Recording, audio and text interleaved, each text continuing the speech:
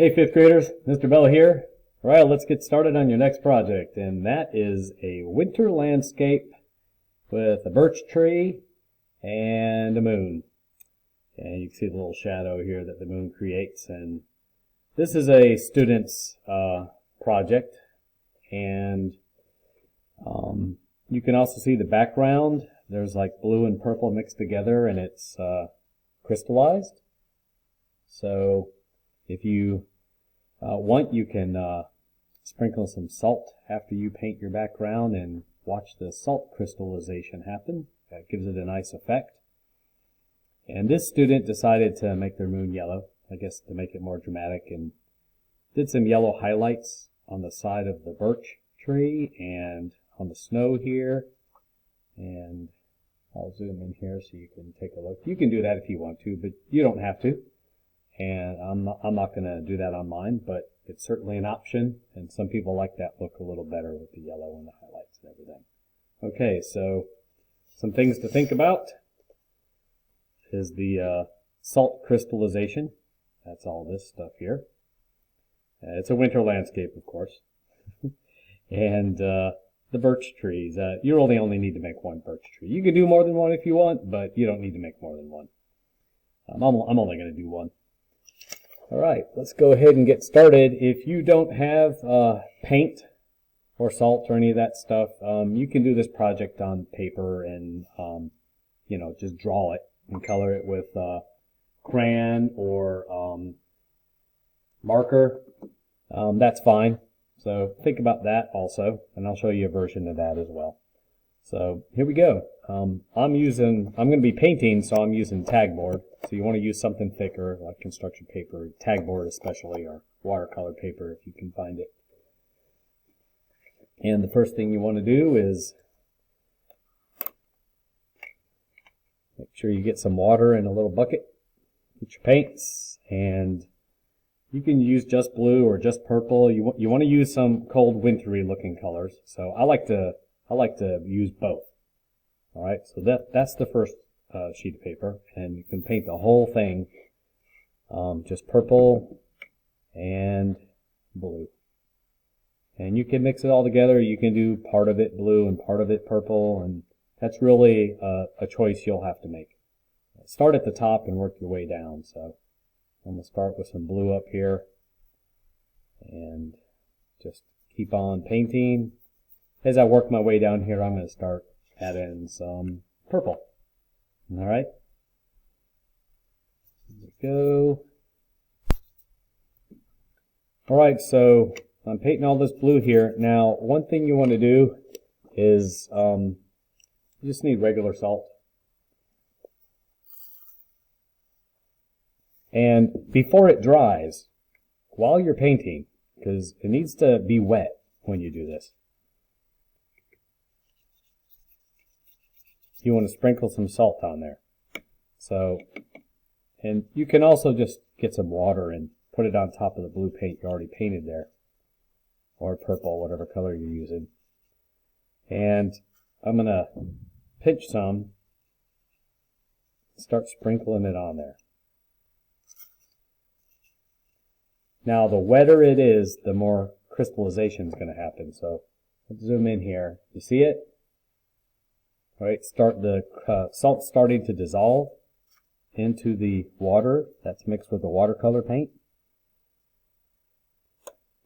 And I'm going to start painting some purple on here. I'm going to get it nice and watery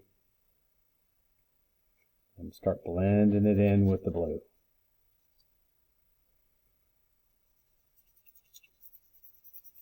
If you're painting at home, make sure you put something underneath your paper so you don't stain your table with watercolor paint.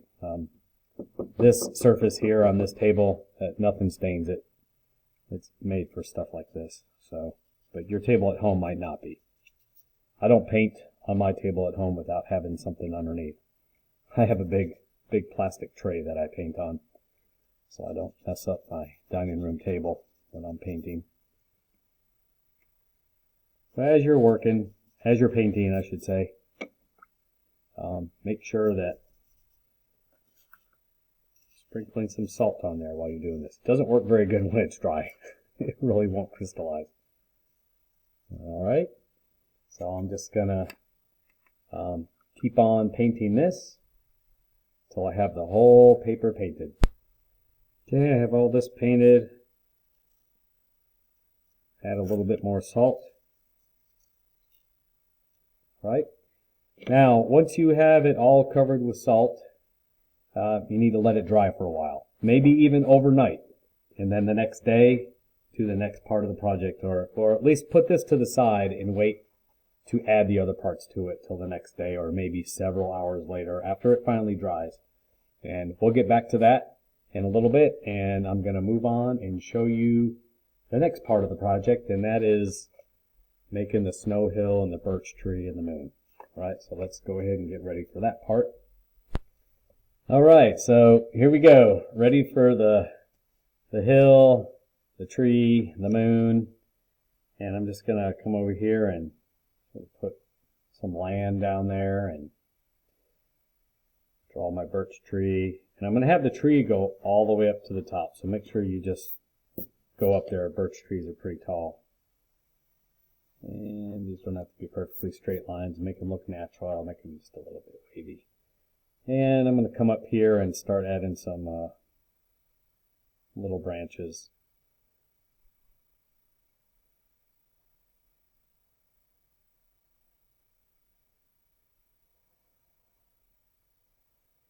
There we go.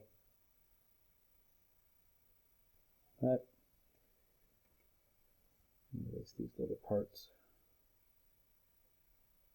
And you don't have to add any branches at all. You can just, a lot of birch trees they have no branches till they get up pretty high, and depends on the tree. But I like to put some on there. Makes it look a little more interesting. Okay. And birch trees have these, let's go on and do the moon. I'm going to use this applesauce cup, flip it upside down, or if you want a smaller moon, use this part, or use a cap from a water bottle, or sweet tea bottle, or Gatorade, whatever. Kind of like this size better. And we're going to be cutting these out with scissors, so. Alright, there we go, and then there's also birch trees have these, like, it's kind of hard to explain, but like they sort of peel. They have these little, underneath the thin coat of white they have on them, it's like dark underneath. Sometimes really dark brown or black. I'm no tree expert, but I've seen pictures. I've seen them up close before too. Something kind of like that.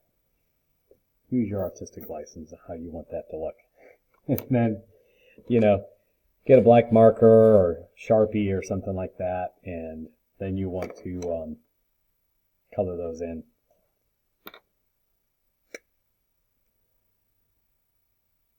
These kind of markers can be kind of thick sometimes, so if you have a Sharpie, that might be good to use. There's a little finer point. You can add some little parts there. So I'm just going to go ahead and keep coloring these parts that need to be black in. Okay, I have all those done, and now I'm going to work on the shadow. The moon's over here, so the shadow will go this way. Well, my branches are up high enough, so I don't need to worry about showing those on the shadow. Alright, so now it's time to cut this out. I'm going to cut the tree and this bottom part as one section, and then the moon separately. So get your scissors, and time to start cutting.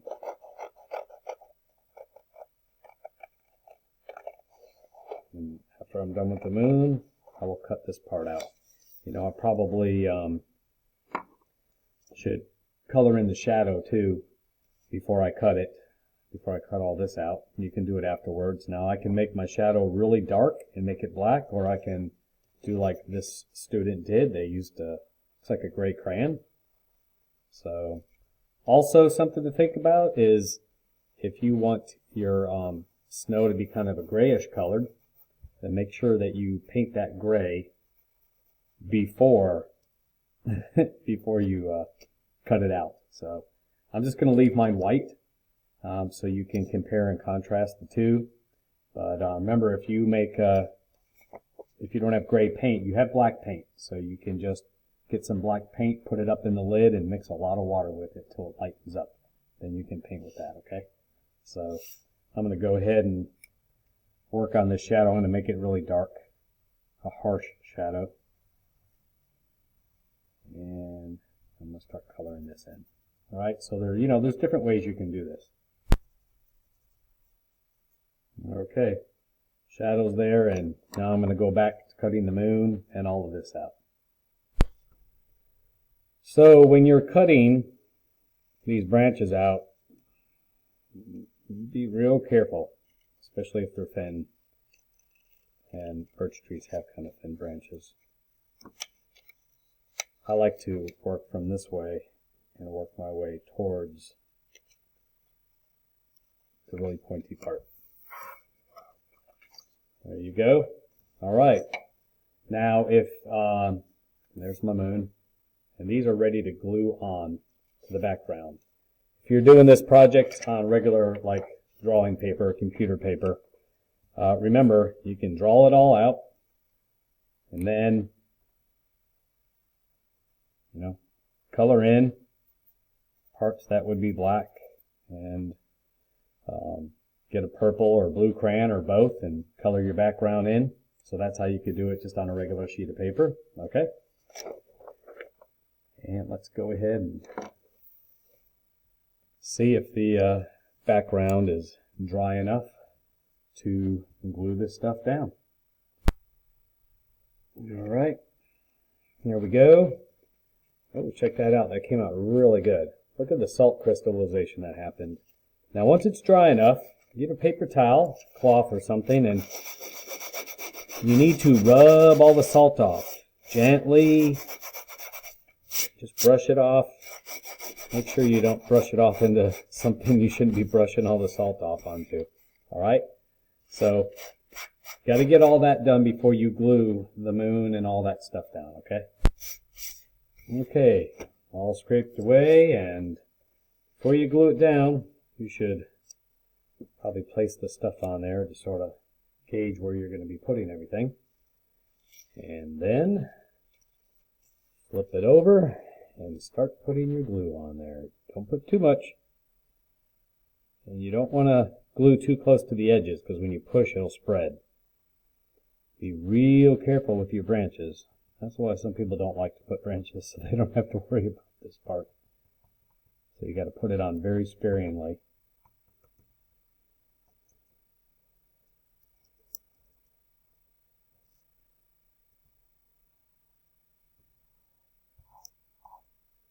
I got too close to the edge there, so I'm going to wipe that off before I glue it down. Very carefully